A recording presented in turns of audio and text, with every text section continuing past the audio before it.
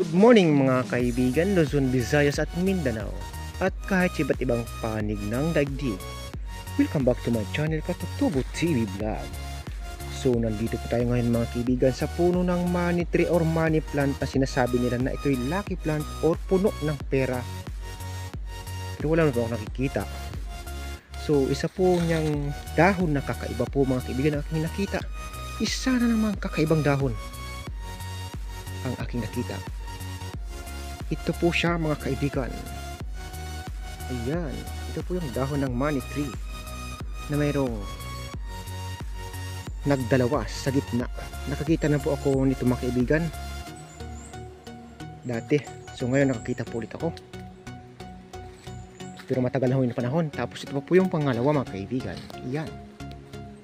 Yan po yung pangalawa. So bali dalawa po dito mga kaibigan na bago po yung nakita ko.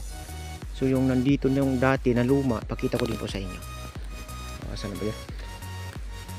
So ayan, ito po siya mga kaibigan. Ito po yung luma na pinakita ko din po sa inyo noon na.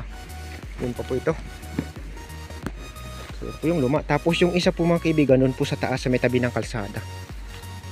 Nandito rin, ang cut po niya dito rin po yun mga kaibigan, sa dulo. Pinakadulo na ho yun. So hindi ko alam kung bakit mayroon silang ganun o talagang rare na talaga siya na dahon na mayroong ganun. Kasi marami naman po akong dahon na tinitingnan dito. Matagal na po ako dito nag-grass cutter mga kaibigan.